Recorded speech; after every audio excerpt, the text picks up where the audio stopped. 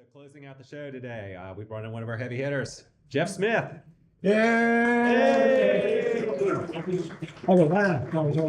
I probably don't need to tell you guys this, but I will anyway. He is the writer and artist of comics and graphic novels like Bone. Y'all heard of this thing?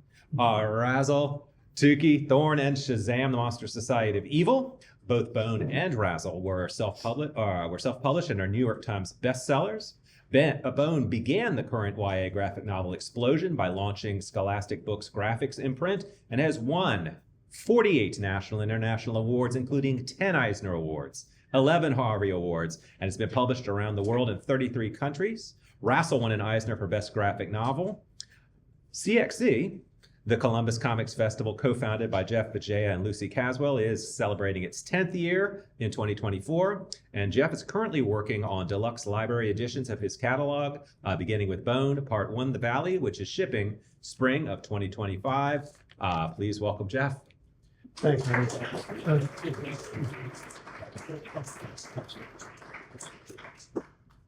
So what I wanted to talk about today was where do you get your ideas?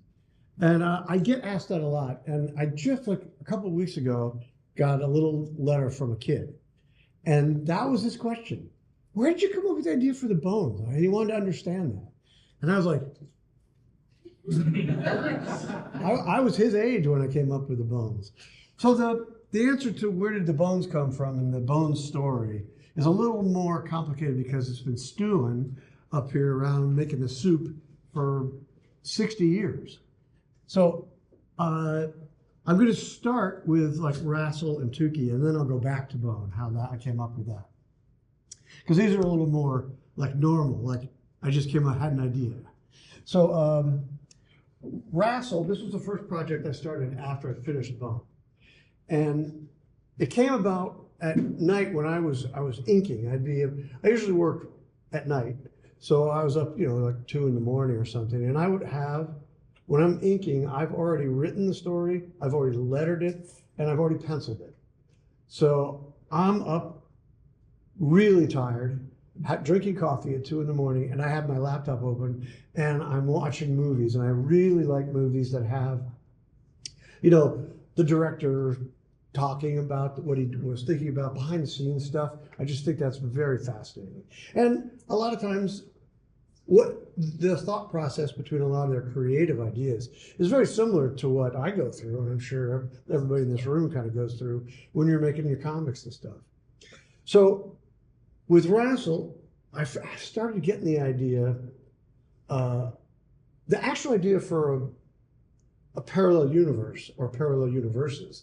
That just kind of popped into my head. I just had this, I thought, like, what would happen if I suddenly woke up, I had a fever or something, and was in another universe, and I met my wife, and she didn't know who I was, or even like me. And I started thinking, that might be a good idea for a story. That could be a story. And I worked on it for a while. I still was like 1.5 years out on the end of Bone. So I was still working on Bone, and I started stewing on this idea quite a bit.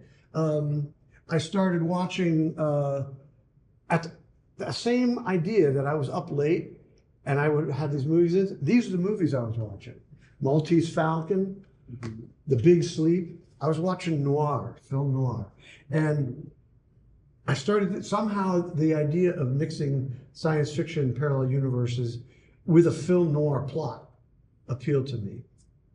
And I kept working on Bone, but I was starting to make notes and doing little images that stuck with me. And one of the image I used later as a comic book, and I couldn't find it, I wanted to bring it. But it was a Razzle crashing through a window and with a bad guy, and the bad guy's smiling as they're going down, and he's shooting at Razzle at point blank. And I thought, that's kind of a cool image. I drew it, and I really liked it. Another image I drew, and this one I forgot to bring, but I might have it somewhere. Where's Razzle? Let me see if I have covers for that. But it was the cover of the first issue of Razzle, and it was an image of Razzle face down on the ground, very close. I didn't bring it, I'm sorry. But it's about this, it's this close to his head. and he's on the ground and he's in obvious pain. He's screaming, and there's like electricity all around him, flying out of his ears. And I thought, and I don't know why I drew that. I knew I was drawing Russell, but I don't know what happened to him. But I said, that's what happens when he goes into another universe. It's not easy. It hurts. Everything hurts. I thought that was very fun. Then I started working on what's the plot.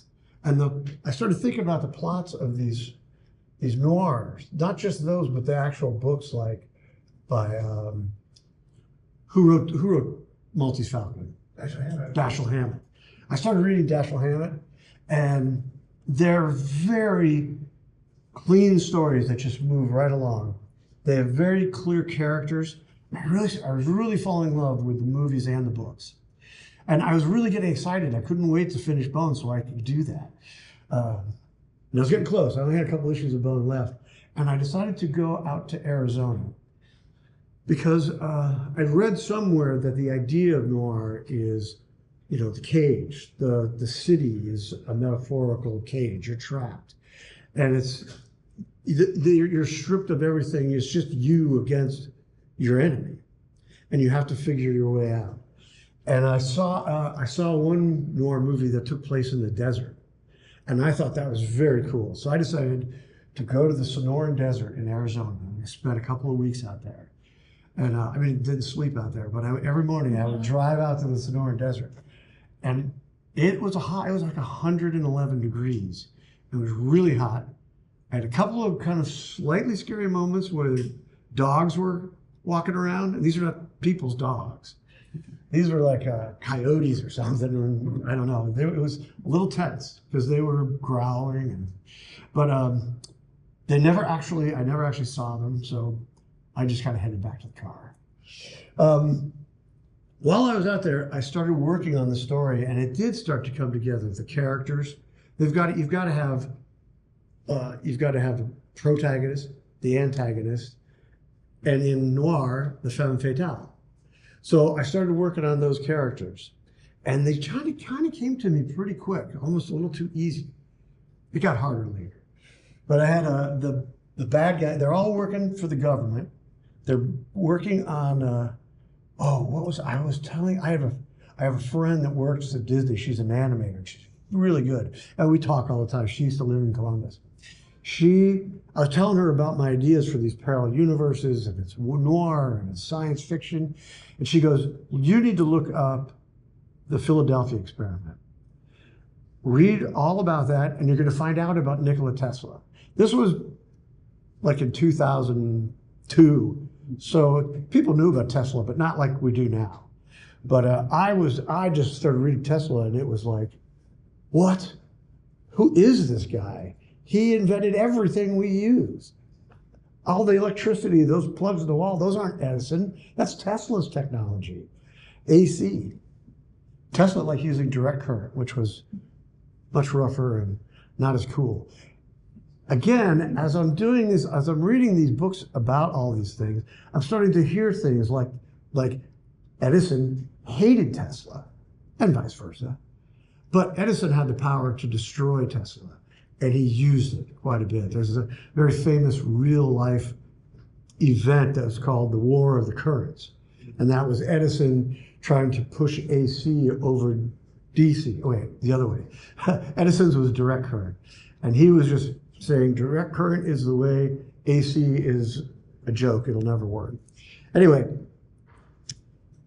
so now my ideas are starting to come together. I'm starting to think Tesla's, with the Philadelphia experiment kind of stuff, Tesla's kind of experiments and scientific work kind of could, at least in a science fiction way, could be used to kind of explain being able to transverse into other parallel universes. And the more I got into that, I started reading. I don't know anything about physics. I'm a cartoonist. But I knew if I was going to, I do like science fiction, and I'm one of those guys that I like my science fiction hard. I want to believe it, and I want to think it can really happen. Most science fiction is not like that. but I do like the ones that do. So I found some books. I looked into the Philadelphia experiment, like my friend suggested, and that was fascinating. And Tesla was involved. Then I started finding some crazier books. This was called Secrets of the Unified Field. What was interesting to me about this was that these guys are talking about parallel universes like it's normal. And then I found somebody who's not crazy, who's a really respected Brian Greene. He's like the current Carl Sagan. I mean, he says it's completely reasonable to believe in parallel universes. He kind of thinks he understands how the universes could act together. Like, basically, the parallel universes are like, he says, think of a loaf of bread or the pages in a book. Each one is a layer of a parallel universe that's just a proton away, very close. And now the story is getting even cooler, because now I can kind of picture that. So this meeting is happening, who knows in how many other universes, completely unaware of us and we're unaware of them, but little differences, right? Because it wouldn't be an interesting story without that. So now I'm out in the desert and I'm writing. I've got my bad guy who, I skipped. I needed him to be working on Tesla technology for, a company like Raytheon. I made something up for the comic book. But he and his partner, who I named his partner Miles, I think. I named it the same name as the partner of Humphrey Bogart in The Maltese Falcon. And throughout the story had that character play a similar kind of role to him. And that was fun to do. It wasn't the exact same, but anyway, he and his partner are working at this scientific high-tech company. Well, he's trying to work on, he's not trying to go to parallel universes. He's just thinking this is some way to, like with the Philadelphia experiment, he could jump himself from one space to another. And he kind of goes out on his own one day to try it. Because he and his partner tried it a few times, it didn't work. But he wanted to try it on his own, and he did it. And he was gone for like 2 weeks. And he didn't even know where he was. It took him a while to figure out where he was. He got back, told his partner about it. He and his partner are not getting along because he's doing shit like this. And but now everything's starting to come together. I know who he is. He's someone who's working in an advanced theoretical area of science. He needs to make money, so he's working it into weaponry for the government. He's being uncaring about his partner. And one day he goes out to try it again. And he starts going into parallel universes and stealing paintings and artwork and bringing them back, and starts working with the mob and selling them. And the mob loves them. These are great. They know they're fake, but they can't prove it. And so they're selling them like crazy. So he's kind of got himself in, he's not like a straight up good guy. He's not a straight up bad guy either. Kind of doesn't feel real. He's taking these extra copies from this other universe and bringing it back and so. Well, everything starts to go wrong. He can't go that often because it really hurts to do this. So he's running out of money, and he goes, and the first time something goes wrong is there's this guy shows up, and he's really tall, really skinny, looks like a bad guy from a movie. He's got a long black coat, big broad-brimmed black hat, and he's got a face like a lizard, just little tiny eyes that are kind of turned up. And the guy, that guy just walks in. Rassel just had stolen a painting, came back to his universe, and he went into a bar. He drinks a lot. So he orders a martini and a glass of bourbon, And he goes over to the jukebox, and he's looking to see, and he goes, "Oh, I see Bob Dylan there."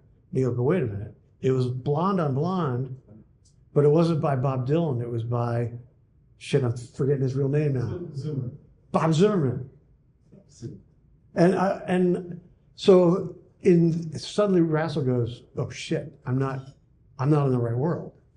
Dylan isn't Dylan," which he says that a lot throughout the book. "Oh shit, Dylan isn't Dylan. I'm in trouble." So he decides, okay, I need to get out of here right now. And he starts walking back to the bar where he's got the giant portfolio he just had recently stolen a Picasso. That's in there. And all of a sudden, this guy, this big, tall, skinny, lizard-faced guy, walks in and just pulls out a gun and just starts firing shots at him. And Rassel grabs his stuff, and he goes running for the back door of the bar. He gets outside, and he is able to jump up on the dumpster and climb up on the roof, and he's hiding, and the guy comes out. But he gets away from the guy. It's a little more exciting than that. But he does go back, steers himself correctly to the real world he wants to go to.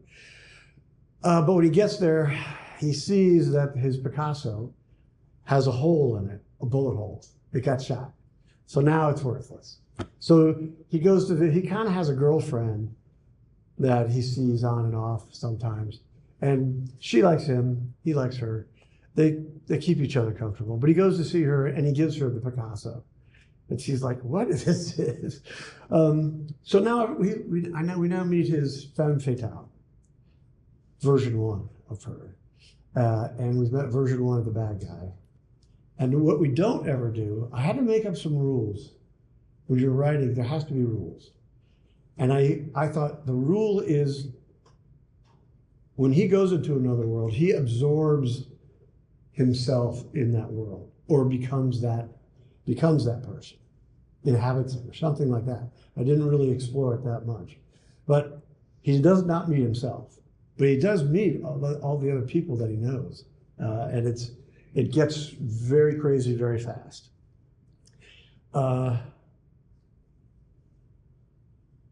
Do I need to go into that much more? I really kind of think that I think I just kind of, that's how I came up with that idea. It was fun. I did have fun writing noir. I did a little humor in it, but not anywhere near as much as I did with Bone. Bone's actually, funny. This was just kind of had moments where he could, more like a Marvel movie. A few moments where they make each other laugh. The second book I did after Bone and Rassel was Tukey, which is over here. My plan right now is to do this as a six-book series, and this is book 1 and this is book 2. And Pretend I'm just getting something. okay, all right. Double checking this is not yours. That is not mine. Is that yours? No, but I know whose it is. Okay.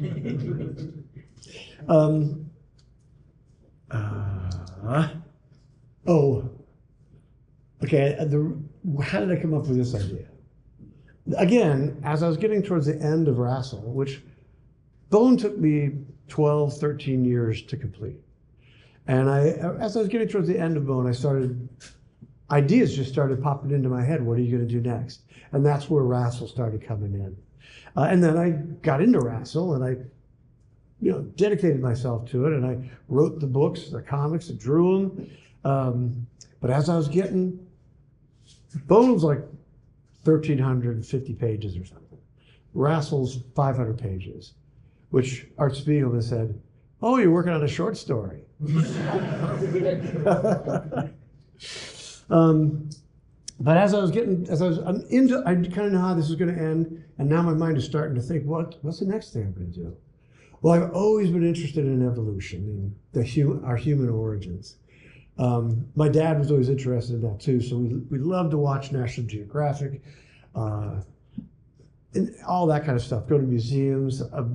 We used to get the National Geographic, and I was like 12 or 13 or so when they discovered Lucy, the Australopithecus, which we now know was the first one of our standing upright on 2 legs one of the first humans. From the waist up, she's still mostly a chimpanzee, but from the hips down, man, human. Walks, not this stupidly, but she walks on her back two legs. They discovered her, and that was big news. That was on the cover of every magazine, Life, Time, everything. And I was fascinated by this story of this. It's probably only 3 or 4 feet tall, and it's the first of our human ancestors. Well, I got a chance in 1995. I was in the middle of Bone, but a very good friend of mine, his name is Larry Martyr. He does a comic called Bean World, and he also ran Image Comics for the Image guys for like 10 years. And he's really smart. All of us guys that knew Larry, we all referred to him as the nexus of all comic book realities. Because Larry somehow knew everybody. He knew the guys that ran Diamond. He knew the guys that ran Marvel. He knew everybody who drew everything. He had it all down. But one time we were talking, and his wife worked for Abercrombie and Fitch. Which one's the clothing? Is it Kent? Is that the store or is that the company? That's the store. So it's Abercrombie and Kent, which is what the store named itself after. They're a big travel company, and you go to Africa with them and do safaris to go look at the animals. So we did that. His wife works with one of those companies, and she loves the elephants. And we've known this about her for years. So she just loves the elephants. We always looking at her pictures, and we must have made it known that we would go if they ever wanted to go. So we did. We went to Kenya and Tanzania, and it was wild. It was not. I mean, it wasn't a safari like in the Tarzan movie. I mean, but we did go out in trucks with our cameras, and lions were walking right there. And I'm like taking my wife going, let's back up a little bit from there. Because we're just standing up at the top of like a roofless van. We've seen elephants, lions, zebras. It was amazing. And I do remember, I didn't at that time had no idea about doing a comic about Africa or even about early man. But I said, start taking pictures of trees and rocks and everything. Get grass fields.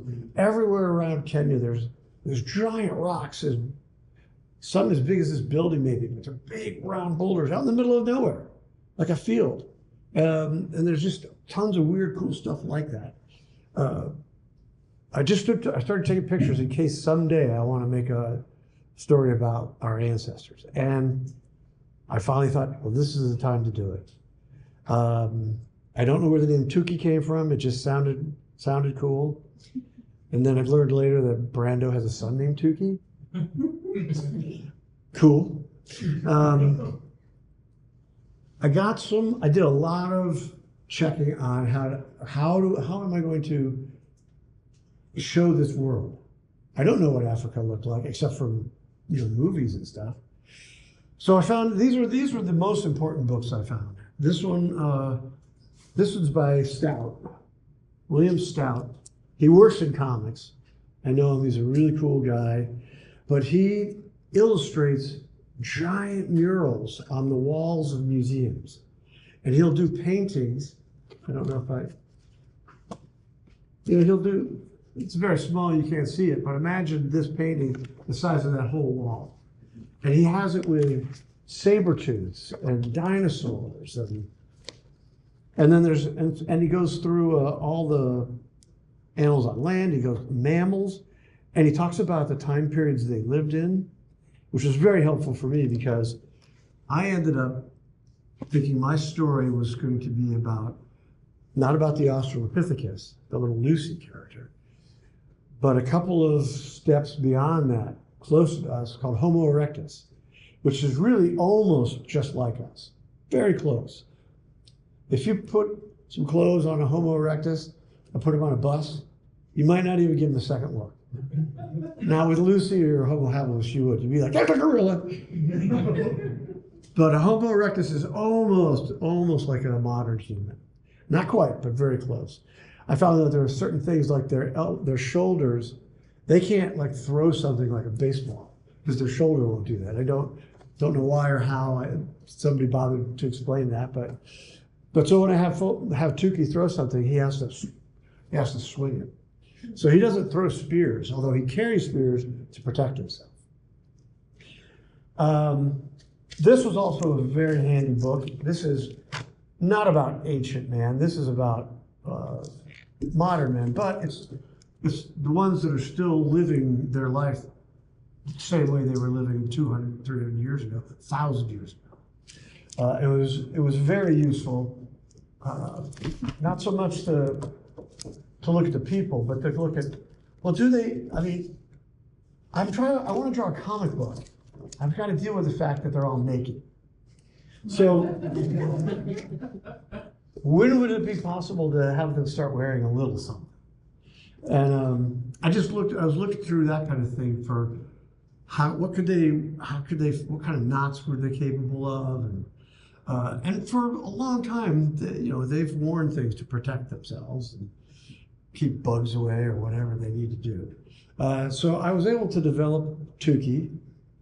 I was able to rig up based on some of this stuff, which may not be 100% accurate, but it's 90% accurate. And so he has pouches, which allows him to carry things. Flint for making fire, because that's when the light went off for this new project. Homo erectus was the first of our ancestors to be able to control the creation of fire and eat cooked food. Yes! Hamburgers, man!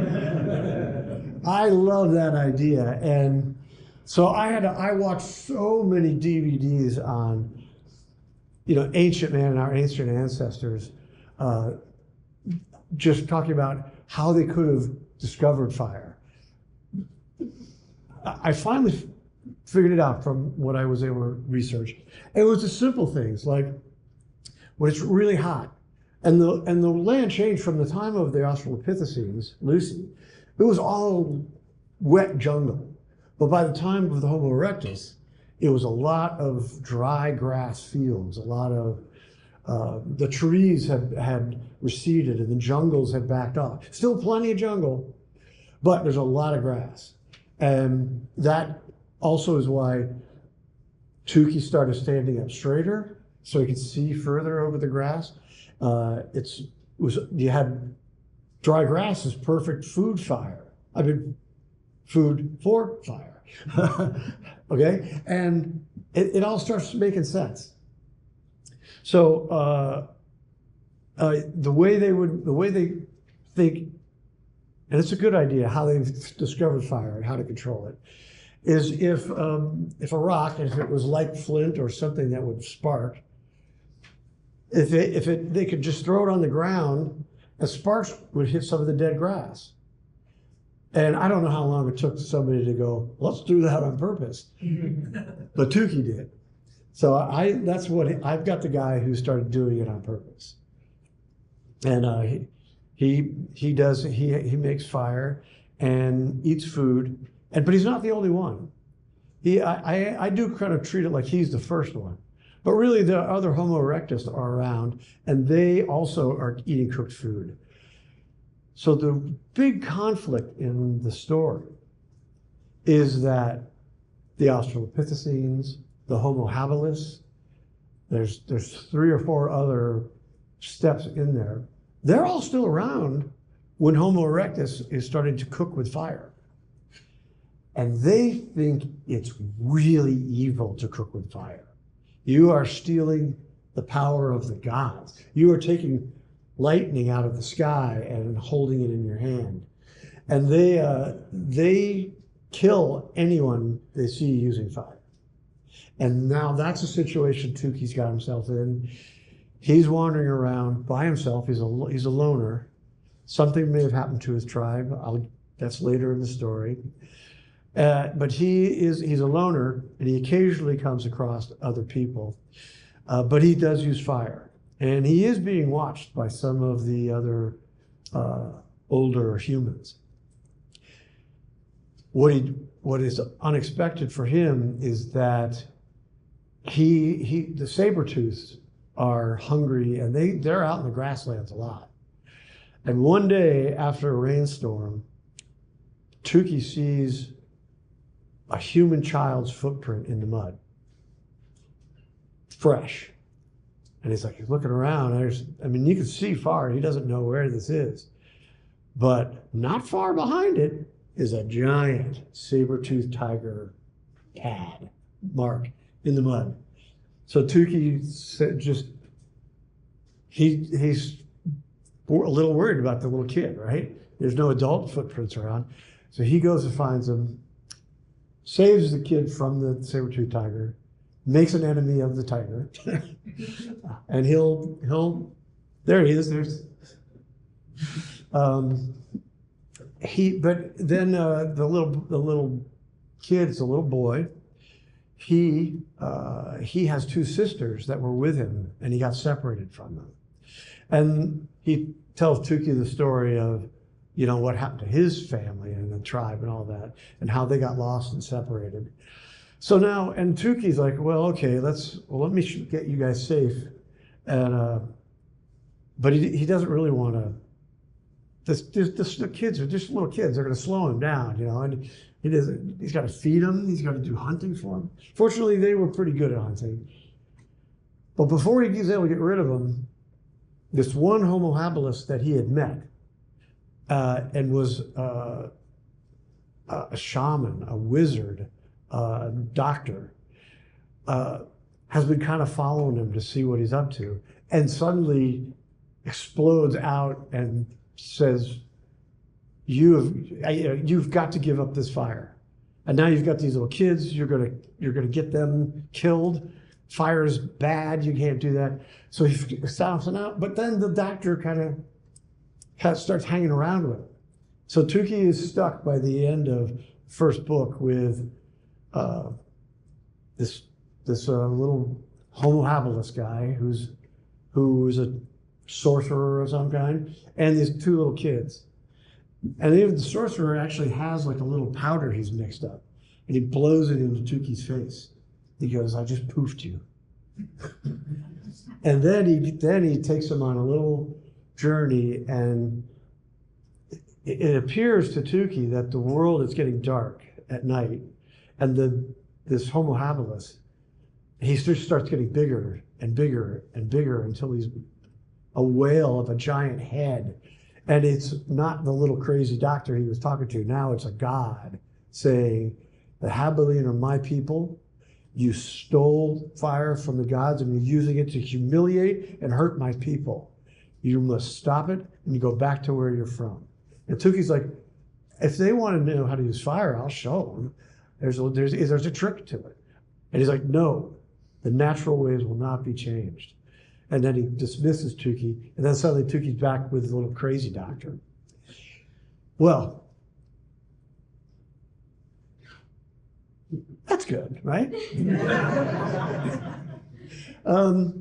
So as you can see, the way I come up with stories is I start with a fairly simple idea or a character in mind, and quickly a little story starts to present itself. Even before I start writing, I'm just jotting pages down, trying to figure out what would be cool. What would be cool? Oh, he'd be facing off against a saber-toothed tiger with a rock. That's cool. Things like that. And then the story just, then I get a little more educated on the time period.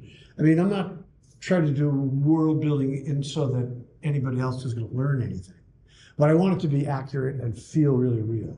And I have had people talk to me and tell me that it feels really real to them. So I'm very happy about that. One last book I'll just show you real quick. This book was, this is a lady who does those, like if somebody gets murdered, they can take the skull, They can put the clay on it. They're experts in knowing how thick clay is around the eyes and the nose, and they can kind of recreate what they look like. Well, this was one of those ladies who thought it would be fun to take, Neanderthals and Australopithecines and Homo erectus and Homo habilis and recreate them. And it was a really, really, that was fascinating to me. And I'd never seen that before.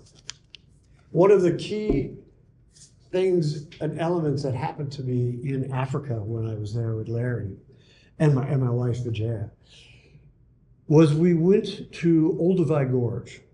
We were going in between Tanzania and Kenya. And Olduvai Gorge is where the Leakey family was doing all their work. They're finding Paranthropus boise skulls that are 3 million years old.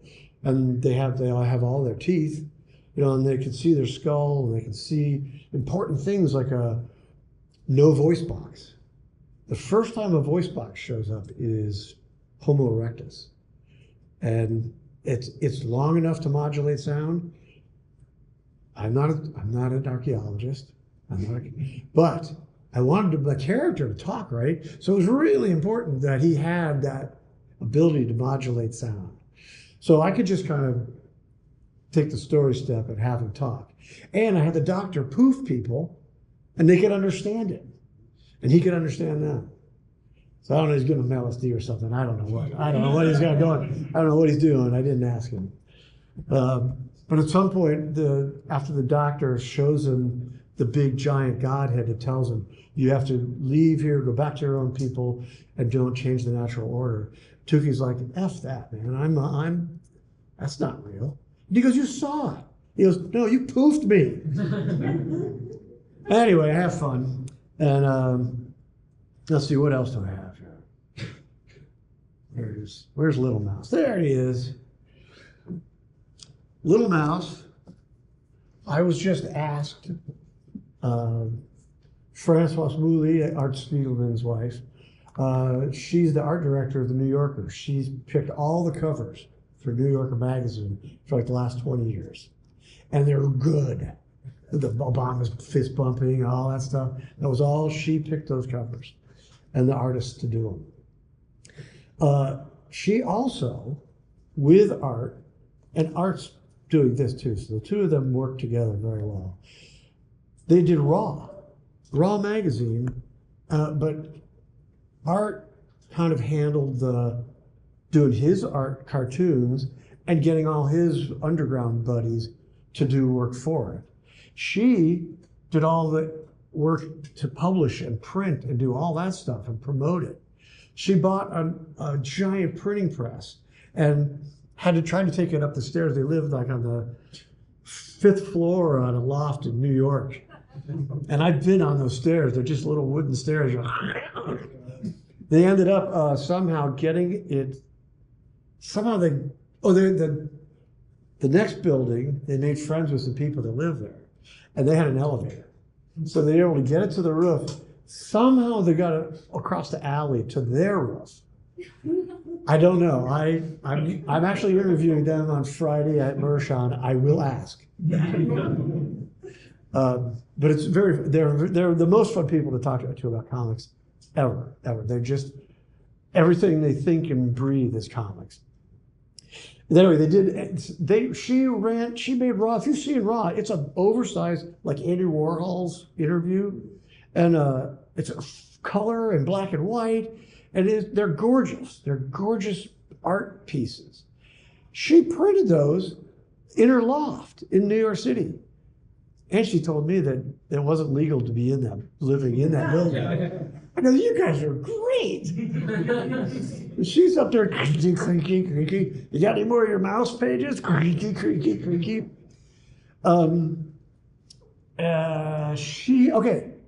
Her latest thing is something she started about 10 years ago, and it's called Toon Books. And the idea is that these could be first comics for young readers, anywhere from a 4 or 5 year old to an 8 or 9 year old, a mid-grade kind of level. And she asked me to do one, and I kind of came up with a little idea. I just thought it would be funny if I remember when I was a kid. I don't know why where do you get your ideas? I don't fucking know. You got your underwear, right? That's the first thing you gotta put on. The tag goes in the back. Well, the mouse puts the tag in the back, but also you got to get your tail in the tail hole because he's a mouse. So you'll see the tail hole. Kids love the tail hole. But then he gets dressed and he goes through all the clothes: socks, pants, shirt. And finally ties his shoes, and then he's done. And then his mom comes in and goes, "What are you doing?" He goes, "I'm getting dressed." He goes, "Mice don't wear clothes." And he just throws all his clothes off and runs away. That wasn't really an idea as much as it was.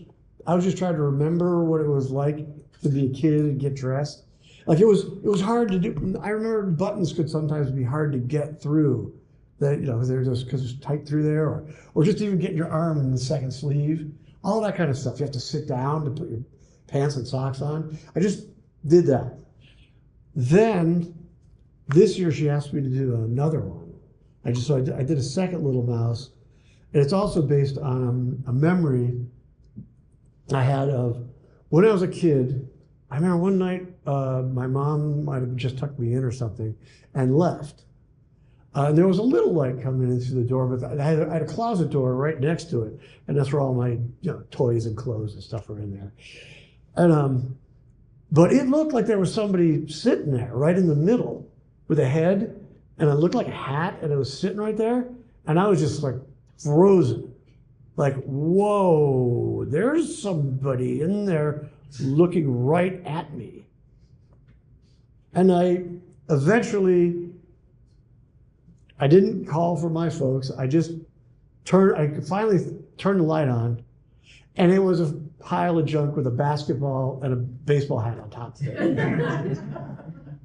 But I was so proud that I didn't call my parents, that I just turned the light on, and they never even knew that happened. But that's what that second book is that story. It's called Little Mouse Saves the Day. And he has to get up his nerve to sneak around the room to go turn the light on, and discovers that it's harmless, that he was just scared for nothing. So that was just fun, just going back and thinking about being a kid.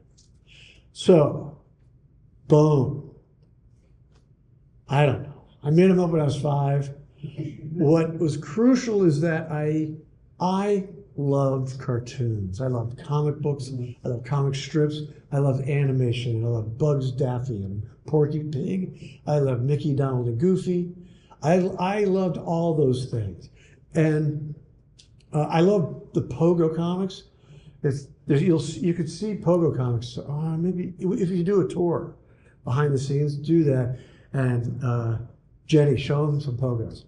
All right, and you'll see, if you're familiar with my stuff, that's what I'm trying very hard to do. I'm trying to do that thick and thin, very solid, three-dimensional characters, but not a lot of little scribbly details and all that kind of stuff. And I'm nowhere near as good as Walt Kelly, but I have my own style because of him. Excuse me. Okay.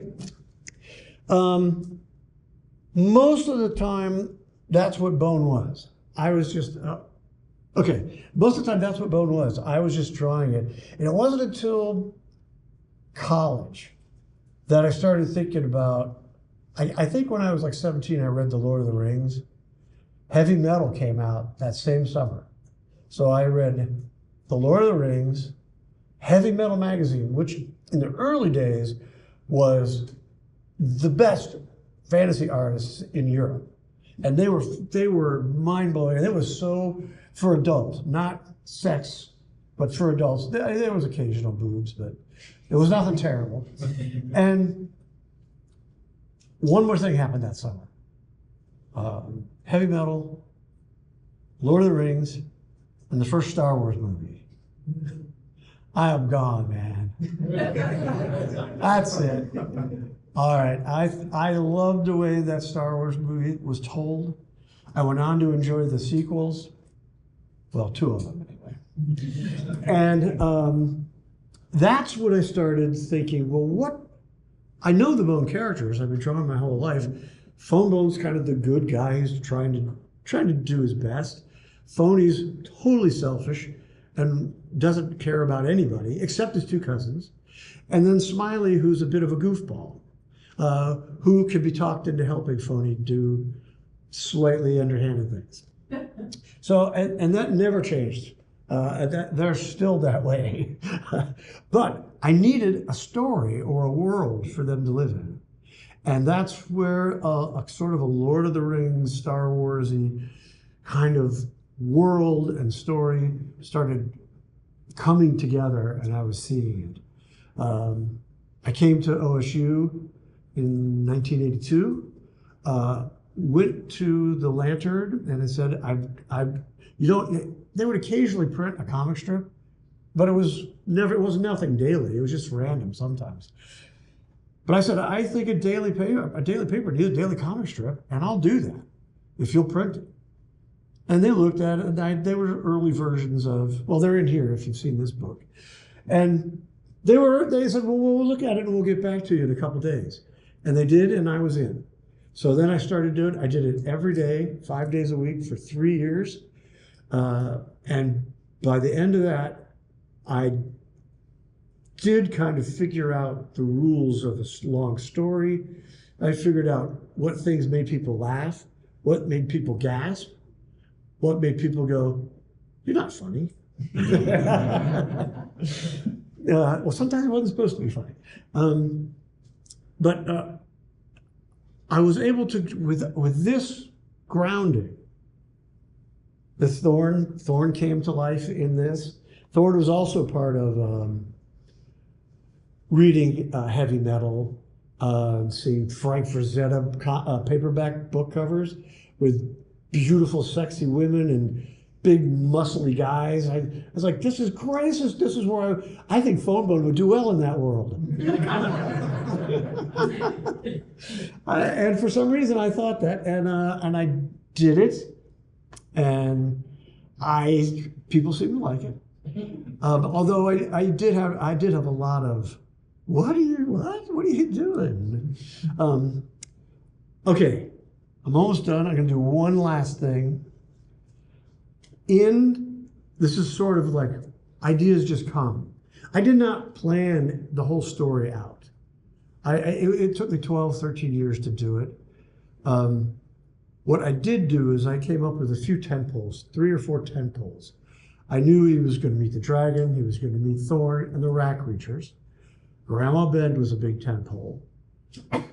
Rockjaw was a tentpole. I knew the valley was going to get blown up at some point because I did that in the college strip.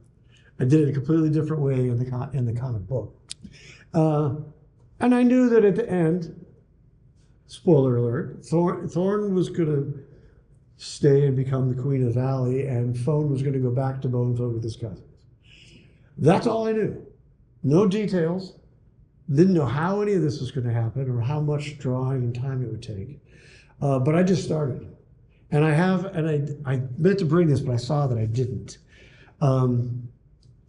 I had an idea that they were the northern end of a valley. There was a river that ran all the way through it. Just like Old Man's Cave, the real Old Man's Cave in Hocking Hills, which is a place I used to go to all the time. And at the end of it was the kingdom that Thorn and Grandma had come from, but some war had disrupted them and they're hiding now, fearing for their lives practically, way in the north of the valley. So I would just kind of head toward the next tentpole and have as much fun as I could. The Great Cow Race, which was probably the most popular thing I did the whole time, was not even on one of my plan sheets. Not one. I just, in the Lantern strip, I joked about Grandma Ben wearing sneakers and that she raised cows. But I never drew it and I never wanted to draw it. But when I started those jokes in here, I started getting letters. One thing that was really cool about the Lantern and doing it in the paper here was I got letters like every week. Sometimes it was only a few. Sometimes it was 10 letters or something. And people really liked it or they had questions. But as I was approaching through the story, I just started on a little piece of Xerox paper, here's where they are in the valley. This is the Dragon's Stair where all the standing stones were when he meets Thorn in the little in the springs. And I kind of drew that where that was at the top of the valley. And as I moved down to the next part where they go to Barrel Haven, I went in and added Barrel Haven and where the river was in connection to it. And then they went to Old Man's Cave, and I slowly, over the 12 years, drew this map out. And I should have put that in this book. I'll put it in something because that's kind of cool. All right, we're really I'm pretty much done. But does anybody have any questions or anything? No. Yes. So I also do a lot of like stories that are set in mainly historical periods and stuff like that. When is it enough? You know, when is it like put the books down, accept that things will be wrong, and just start doing it? Yes. Well, let me answer that by talking about when I started really referring to books. Instead of planning it all out, I just researched it and got enough information to know what was likely to happen during a normal day for medieval people. And actually, I forgot what I was just going to say. Sorry. What was I just going to say? Easy come, easy go. One of the stories, different subject now. One of the stories I did in the Lantern was a little bear cub gets lost from his parents, and Phonebone takes it back into the mountains to find its mother or its people, and meets Rockjaw, the mountain lion. But in the Lantern, Rockjaw was just a normal mountain lion. He was still scary and mean, and kind of had a snotty attitude. But when I did it again in the comic book, two things were changed. One, Rockjaw became enormous, just like the giant Ted's bigger brother or the bumblebees. There's just some fauna is bigger there. But this was the issue. This was going to be the issue where Phonebone meets the cub. And I drew this picture. It's probably very hard to see in the back, but it's Phonebone being surprised. He's walking home at night, and this little bear cub jumps out at him. But I thought, that kind of looks like a baby rat creature. And then I changed it. I changed the story. He did not take a cub up. He found a lost baby rat creature. And that changed Smiley-Bone's life. And it changed Rockjaw's life. So that was very fun. But that's an example of you can't be too tight. You can't hang on too tight or plan it so hard that you can't follow an idea, especially if a good one shows up. Otherwise, just start now. You're at the point. I don't even need to know how much you've done. You've done enough to start. And as you get to something, like, I do remember what I was going to say earlier. I was drawing ox carts for them to get around, but they looked like something out of like a 1940s cartoon, just like a big wood wagon, which they were. But after doing a few issues of it that way, I decided I'm going to look up and see how do the wheels actually connect? How are the cows connected, and how do they steer the cows? And I got all that. It wasn't very hard to find out. Of course, this was before the internet, so I was using Encyclopedia Britannica. Yeah, but I was able to do it. I got that all done and found, and that's the kind of stuff you go back and you hit your research again when you want to find out how that works. I think you should start this weekend. Yes. So as you explore your ideas, or you allow yourself to explore ideas, how much is it written and how much is it drawn as you're exploring it? That's a good question. Mostly it's written down. I start with writing. I write down ideas, what could happen, what's going to happen in the next issue. And then drawings start to come and pop up like that. I have some things, but I don't think, I brought them to show here, but I don't think I could be able to do it.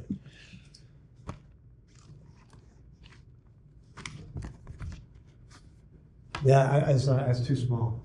But yeah, it's drawing slowly takes over the writing and the words, and I'll put it down. But I keep those written pages because those outlines, you do learn that there's 3 acts to go. What's written down in the first act, what's written down in the second act, and the third, and you do follow those and do them around. Another trick. People sometimes groan when you talk about Joseph Campbell, but he dissected, all the great myths and all the new myths, whether it's Star Wars or even Superman. And he came up with something called a story wheel. And it's a wheel, and he's got it divided into basically like into a third, a third, and a third. And Act 1 is that third, Act 2, and he has, the character needs to go from his normal life a little further into, something has to happen to complicate his life or pull him along into the next act. And it could be something scary, it could be something really sexy, it could be good, it could be good food. But he gets lost in this next world and begins to lose a little bit of control over his life and what's happening around him. And then the third act is him deciding what he's going to do to fix things, make things right. Those 3 acts happen in every single story, every single one. I mean, you can have it all be based around, like I said, it could be food or meeting someone you really are attracted to. It could be a bank robbery. It could be your parents putting you in a rocket and sending you to Earth. But that story is basically the hero's journey. And you can't. I've seen books where people talking about movies and stuff will say you could just follow this outline and it'll tell you how to do it. But it doesn't work that way. It does not work that way. I tried it. It doesn't. You have to write and just check in on this story wheel every now and then and say, oh, somebody's supposed to do blah, blah. Well, I'm going to have Lucius do it. That's what Lucius should do that. And then you do it, and amazingly, that opens up the story again, and it starts going till you get to the next thing. It's not, you can't cheat and just use it, but knowing about it is, you have to have it. You have to have it. Yes? You mentioned that you didn't necessarily have the entire story planned out when you started. How do you keep yourself, especially on these long, winding stories, how do you keep yourself on target and end up like George R. R. Martin? I know, poor George. Just the last book. I have a folder that's about this thick, big manila folder. And I kept my outlines in there. And every now and then today's going to be a day where I start to look at it and see if things need to be shuffled around or consolidated. And I might not even be a third of the way through the book. But I'm going to start looking at pieces. And I know things I want to get to. How am I going to smoothly get everybody there? What is everybody's motivations? It sounds like a lot to remember, but once you kind of get used to it, it's exciting because you know kind of what you're doing. Because once you know everybody's motivations, that's a lot easier. Yes. And I did get to the point where I knew what the end was, I knew what the last page was, and I did do a pencil sketch about that big of what I thought the last page was. And in every detail is not exactly perfect, but it's the last page I actually drew 12 years later. And I say this, and I think I even said it earlier today. If you know what the ending is, you look a lot smarter when you get there. The whole time. You got everybody there, and it makes sense. It all makes sense. It's hard work. You get lost, and it's hard to keep track of all these things that are nebulous concepts about character motivation or situations and stuff. But once you do it a couple of times, you kind of see how to do it, and it's actually very fun to do. All right, everybody, I think I have to let you go. Thank you very much for coming.